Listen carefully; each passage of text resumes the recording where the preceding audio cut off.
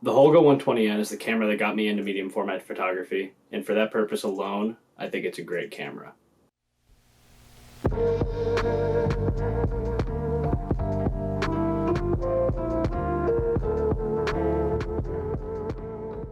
A few years back, after taking a trip to Hong Kong and working only on digital, I was feeling a little burnt out with photography, and I decided to pick up 35mm photography. I spent a few years working in the darkroom, developing all my own film, scanning, printing in the darkroom, and it was a lot of fun, but I wanted to take the next step and dive into medium format photography. Unfortunately, starting to shoot 120 film can be a bit of an intimidating step. Enter the Holga 120N, the first medium format camera I shot on, and the first that I really fell in love with. The Holga is a plastic box. It has its roots in the toy cameras like the Diana of the 1960s. It was originally designed by Lee Ting Mo in Hong Kong in 1982 as a camera to sell to the working class in mainland China. After the Holga flopped in China, they started to bring it to other markets, and that's where the camera really took its stride. It started to be seen as a affordable, cheap, lightweight street and landscape photography camera with its own quirks and beautiful nature. Since the original Holga 120S, there have been 16 variations of the 120 format cameras in the Holga lineup. This doesn't count the numerous 110, 135, and Holga series lenses that have been released.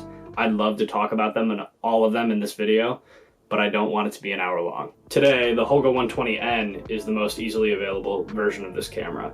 It has a plastic lens, a range focusing system that ranges from mountains to group of people to family with one child to mugshot. The camera has two aperture settings, sunny for f11 and cloudy for f8. The Holga 120N also has two shutter speed settings, N for instant or 1/125th-ish of a second, and B for bulb. The camera doesn't have a conventional film advance. It uses a dial that clicks upon advance.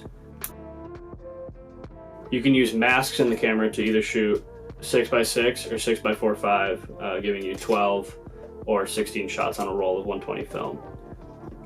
I find that if you advance the film dial 35 clicks, you don't have to look into the window. It's going to be on the next frame. Another great feature of the Holga is the ability to advance the film as far as you want. I've been able to create some overlapping panoramic type images that I wouldn't be able to create with a regular camera, and it's proven to be my favorite way to shoot with the Holga. It's the type of shooting I've done the most of with this camera.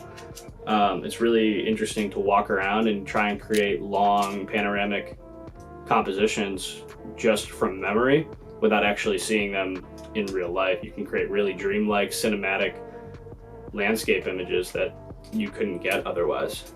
I'll be the first to admit that I love the technical aspects of photography, but the beauty of the Holga isn't in its technicality, it's in its lack thereof. The Holga is about as simple as you can get. It's a shutter, a film advance, and a focusing knob. I tend to take the Holga out in a few circumstances. Number one, if I'm looking for a lightweight camera and I don't feel like shooting a 35mm point and shoot or something, a rangefinder like a Canonet. And number two, when I feel like I'm in a creative rut. This camera has time and time again proven to me that its simple features allow me to look into photography in a different way. I find myself making photos in light that I wouldn't normally. Gets me out of the house because it's so simple and light to carry around. I don't have to carry around a bulky 6x7 camera and find the compositions that work with the lenses that I have there. Having such a light camera allows me to move around more, make compositions I care about. Do I think that this camera is gonna make your next great, technically strong photograph? Probably not. Is this camera really fun to shoot with? And does it open up a world of creative possibility? Absolutely. And I think it's a great way for people looking to get into 120 photography to start. The camera's super affordable, and I'd suggest it to anyone bridging the gap between 35mm and 120. Hey everyone, thanks for watching. This is the first time I've ever really done a vlog style photography video like this. I hope it was good. If it was, or if it wasn't, if you guys could leave some feedback, that'd be awesome. Thanks for watching, and I've got more in the works shortly, so thanks.